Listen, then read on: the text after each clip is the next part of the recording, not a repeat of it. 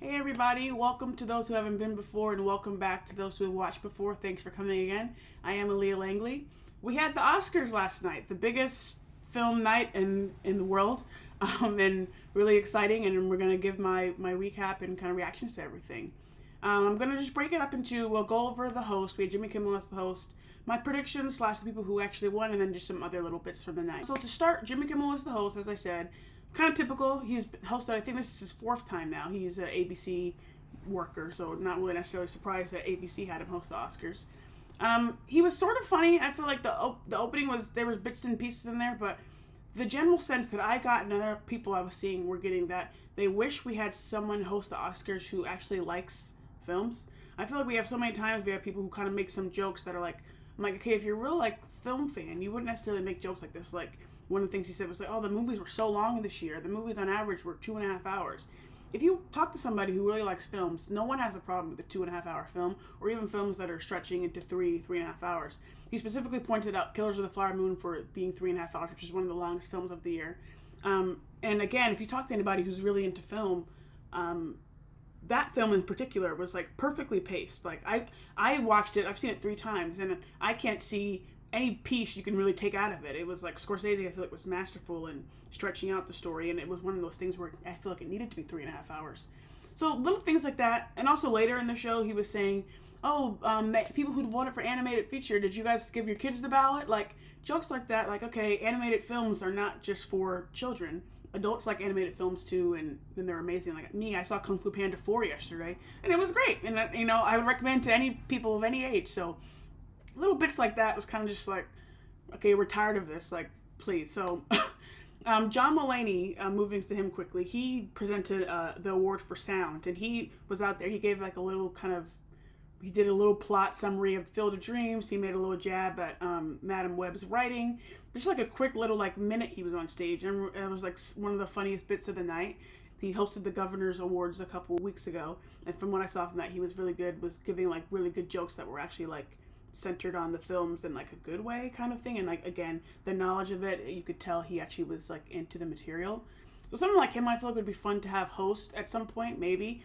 Also, Adie Bryant is another one who she hosted the Film Independent Awards a couple weeks ago, and she was so funny. That's someone else I wish that maybe we can get some more people like that. Again, I understand ABC is going to want to hire ABC people to like, promote themselves in a way, but just ideas. Overall, I feel like Kimmel did okay, but yeah, I just would like to see I just know there's better out there generally, and I would like to see someone who's maybe more into films in a bigger way. So moving from that, we're moving to my predictions and basically who won. So I'm going to put up my predictions. I did a video on my predictions before when the Oscar nominations came out. I tweaked them a little bit, so that's what you're going to see in the picture there. But generally, I was right. I only got two winners wrong. But the 2 winners who I got wrong, I kind of was like, I should have honestly picked them because anyway, so we'll just jump right in and just basically go over them. So to start, we'll go with Best Visual Effects. So I predicted Godzilla -1 would win, and they did win, and I was so happy. They were so cute. They ran on stage, and they had like little Godzilla like toys that they were like holding up when they were accepting the award. Godzilla -1. If you haven't seen it, it's not going to be in the cinemas again, and it's one of those films where I would really recommend you see it in the cinema. I saw it in IMAX.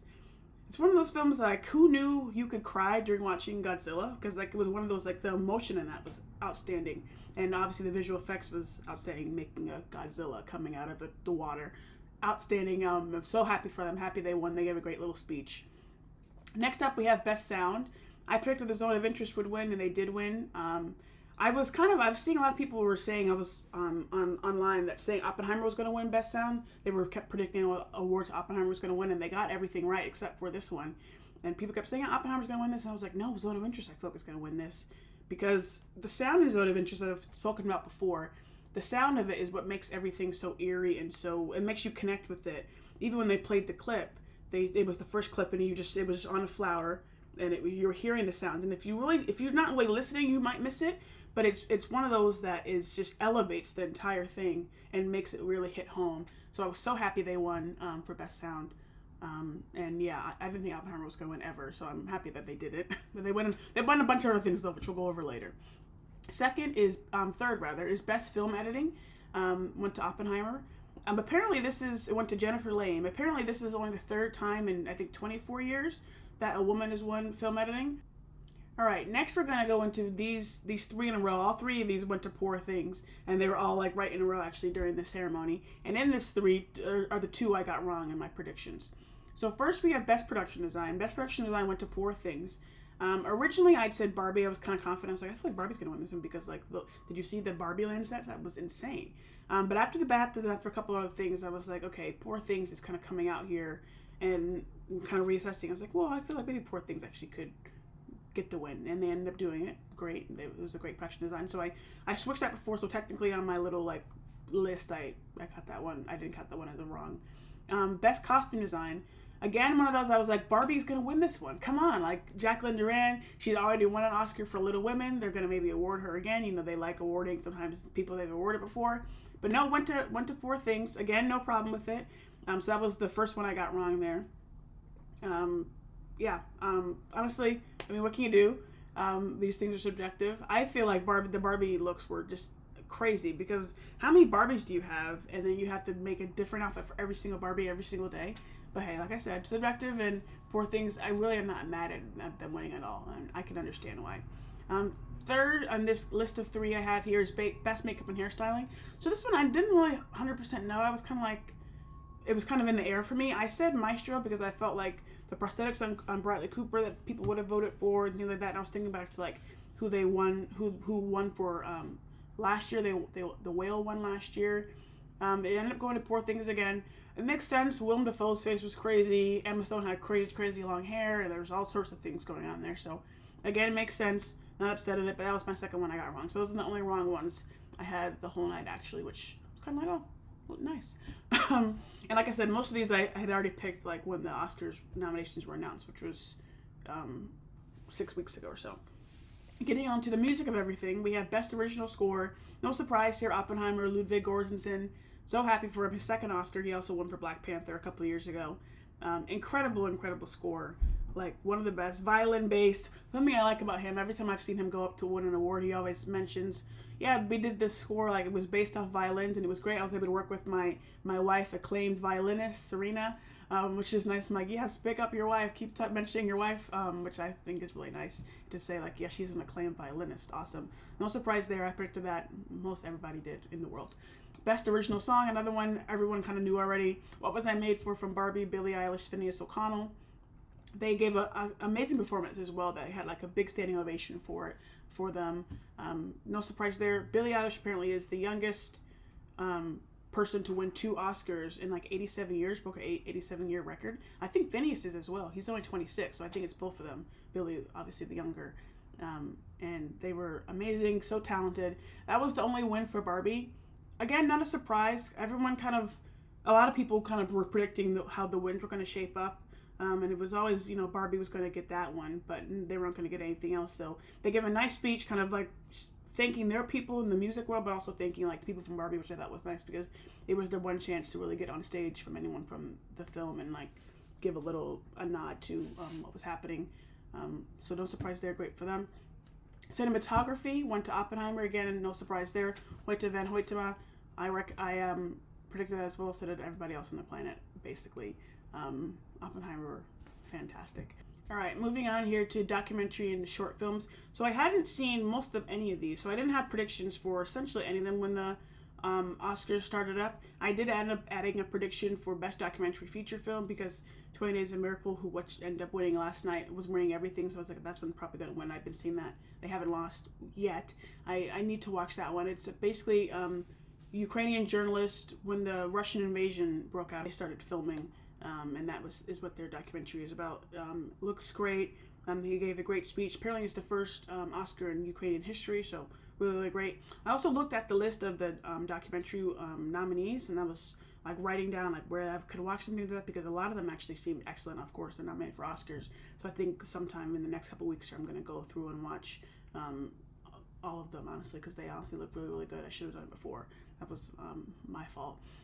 Best documentary short film. Another one I really want to watch that ended up winning was The Last Repair Shop. Again, I didn't have a nomination. I didn't have a prediction for this because I didn't see any of these films. But it was when the little clip it played, I was like, oh, immediately, like yes. It was basically it's it seems like it's people who are repair workers for instruments that they give to public schools. So they had this cute little girl, I think an 11 or 12-year-old, go up there, and she didn't win the Oscar, but she was holding the Oscar for one of the filmmakers, and she was just so adorable, and everyone was just like clapping her up there. She's a violinist. Excellent, it seems, and I can't wait to watch it. I think it's only like 40 minutes because it's a short film, so I can probably get that out of the way maybe later today. Best live action short film, again, not one I had a prediction for. The Wonderful Story of Henry Sugar, Wes Anderson's first Oscar. Congrats to him, live action short film. Next, we have Best Animated Short Film, War is Over, inspired by the music of John and Yoko. Again, lovely there. Haven't seen it, but congrats to them. Now we have Best Animated Feature. So Best Animated Feature went to The Boy and the Heron. This was one I originally had put Spider-Verse was going to win, as I think many people did. But then The Boy and the Heron kept coming out and winning a bunch of things. So this is one of the ones where I switched to it. Honestly, not surprised. Like I said, it's been winning a bunch of things. Spider-Verse, I really was hoping for it in the beginning. You know, it's one of the best, not just animated films, but films I've seen in the past several years. It's so, so good. The Boy and the Heron, I didn't go see. I didn't really have any interest in it when it was first coming to the cinema. But then when I was seeing it get all these nominations and wins, I was like, man, I should have went to go see it. But, you know, it's kind of too bad. I think by the time I decided I was maybe going to actually go see it, they didn't have it in the cinema anymore with Japanese subtitles. They just had it as English dubbed. And I was just like, no, I want to see it. If I'm going to see it, I want to see it the way it was created. So, anyway, I didn't end up go seeing it, but congrats to them. Quick cut in here, I'm about to edit this video, but I just happened to see that following its Oscar win, The Boy and the Heron is going to be returning to U.S. cinemas, so that's great news. I'll actually be able to go see it out. Next, we have Best International Feature Film. It went to The Zone of Interest from the United Kingdom when I predicted. This is one of those weird ones because they said this had the Baptist kind of. The Zone of Interest was filmed completely in Poland, has an all-German cast, has a mostly German and Polish crew, but some of the filmmakers are from the United Kingdom, Jonathan Glazer and some of his collaborators. So I ended up going to the United Kingdom, but it really is like a film from Poland or from Germany. But, you know, anyway. They gave a great speech. Jonathan Glazer did for him and on behalf of his two collaborators up there with him. I recommend you watch it. It's very poignant. That film is very, very poignant right now, which they kind of spoke to. Dehumanization and things like that. It's excellent. It's one of those just gut punches. I was hoping to see the movie again kind of more recently here. I saw it top of January.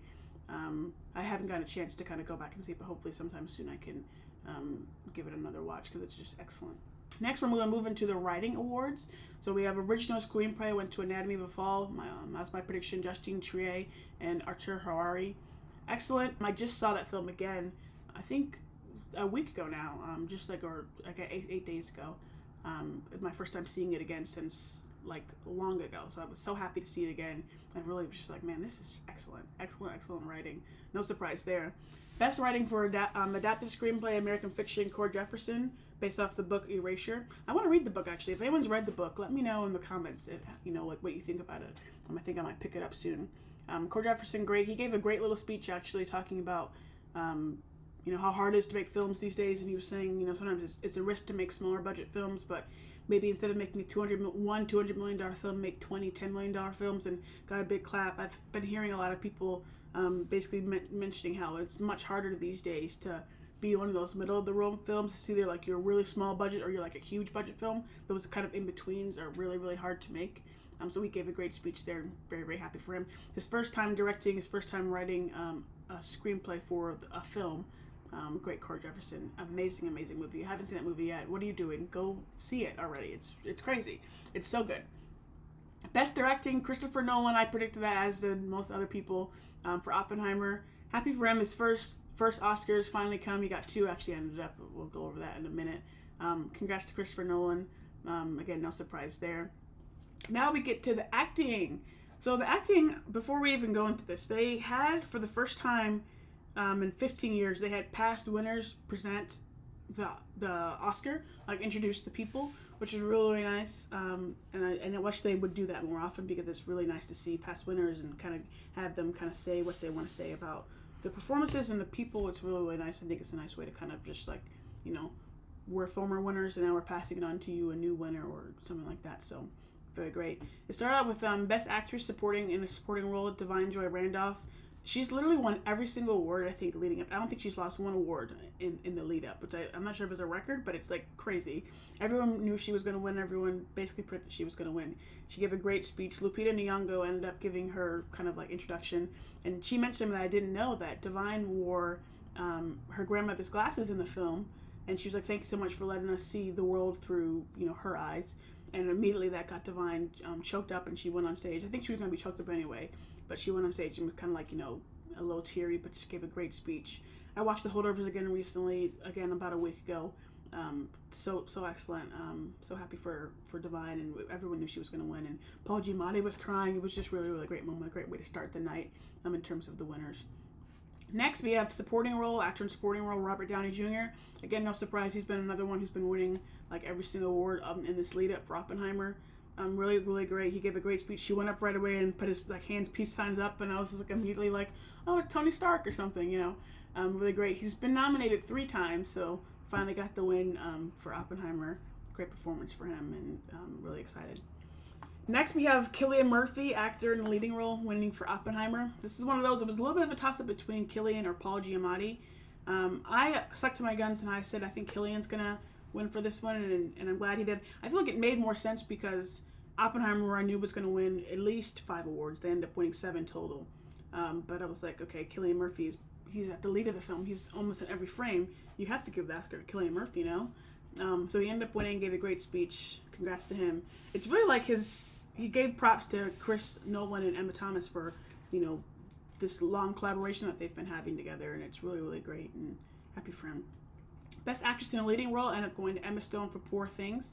So this is one here who, many people wanted Lily Gladstone, and many people also wanted Emma Stone, but to some it would seem like upset Emma Stone winning. When she won, she kind of immediately was ugh, and went up and immediately kind of, or not immediately, but acknowledged her other nominees, but also acknowledged specifically kind of Lily and saying, I share this with you, things like that. She gave a great speech. So for me, I originally, when the Oscar nominations came out, I said Emma Stone is going to end up winning. And I said Emma Stone because I'd seen Poor Things, I think about a month before, and I was seeing all this talk about Emma Stone's performance, and I felt that as well when I saw it. Originally, when I saw Killers of the Flower Moon in October, I immediately was like, oh, Lily Gladstone's going to win the Oscar. And many people said that. But then when Emma Stone's performance came out in December, I guess in a wider release, people were like, oh, Emma Stone. Okay, so it was kind of like, right away it was back-to-back with them, and they were kind of winning awards, who would win awards, it was kind of going between them two, and everyone knew it was between them. So originally I said Emma Stone was going to end up winning, but then, and I still said Emma Stone up until basically the day that I wrote these letterbox, I filled out the little letterbox thing of saying my Oscar predictions. I had said Emma Stone up until the 7th, and I said, okay, I think maybe Lily Gladstone. I basically got swayed. I shouldn't have gotten swayed because I kept seeing people saying, I remember I put up my predictions, and someone said, you think Emma Stone's going to win? Lily Gladstone is easily going to win, or whatever. And I was just like, well, I don't know. So I switched it and put Lily Gladstone, I thought, but I still, in my kind of mind, it was like Emma Stone, especially after Poor Things won that slate of 3 I mentioned before. I was like, okay, Oscars are kind of going BAFTAs this year, which means probably going to be Emma Stone.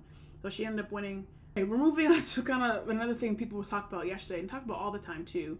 That the Oscars, in almost the 100 years the Oscars has been on, there's only been 2 people of color to win Best Actors, which is crazy. The only 2 have been Halle Berry in 2002, and then we just got our second one, Michelle Yeoh, last year. In almost 100 years. Let that sink in, that fact that every other winner has been a white woman.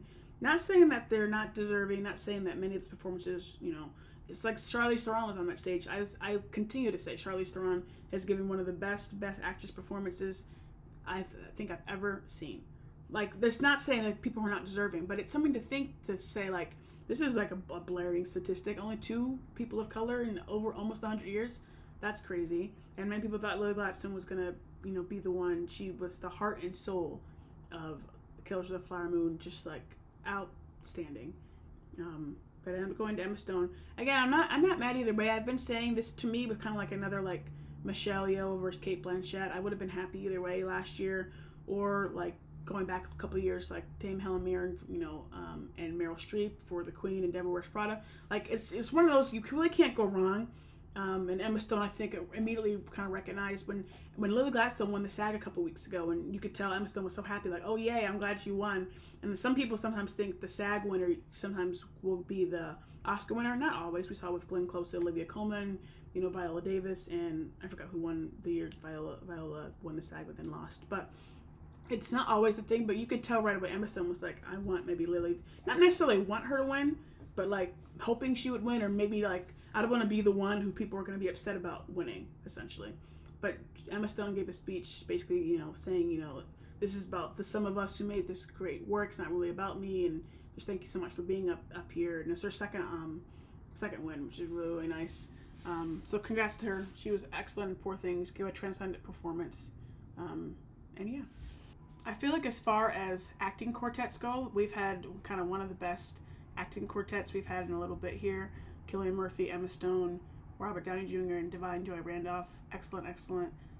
Really happy with all of them getting their wins. And now to the biggest award of the night in some respects. Best Picture went to Oppenheimer. No surprise there. Most people picked that one. They were able to cap off their 7 wins out of the 13 nominations. Excellent, excellent film. If you still haven't seen Oppenheimer for some reason, please go see it. Just see it once. It's on Peacock, I know, for U.S. viewers. It's one of those films where you really need to watch in IMAX. I don't think it's going to be in IMAX again anytime soon, but if you've missed it for some reason, just watch it. It's excellent. And no surprise that they won there. Big congrats to them. So yeah, that's the winners. Like I said, overall I got 2 wrong. I guess in some respects I switched to Lily Gladstone at the last minute for actress in the leading role, but I'm not counting that as wrong. I just was bullied basically into switching my pick. So I'm going to stand on my Emma Stone pick that I picked from a long time ago. Just to end with some quick other things from the night, we have John Cena came out naked to present costume design. Jimmy Kimmel was kind of making a thing to mention there was a streaker on the Oscars like years and years ago. So John Cena came out and did that. It was kind of, interesting. John Cena's body was wow. Wow, amazing. Kind of a little bit too much for me personally, but still just like you can appreciate a very good sculpted man. Kimmel took a shot at Trump. Trump, I don't even like saying his name, but Trump had a social post he put up in the middle of the show. Some people weren't sure if it actually was a real post, but it actually was a real post, and he took a little shot at him, saying like, "Isn't it past your jail time?" Haha, that was funny. I appreciate that. That was towards the end of the show. When Emma Stone ended up winning Best Actress, Jimmy Kimmel said, "Oh, make sure we rip up the envelope because we don't want another problem with Best Picture." As some of you may recall, that was basically the problem when La La Land was announced as Best Picture a couple of years ago.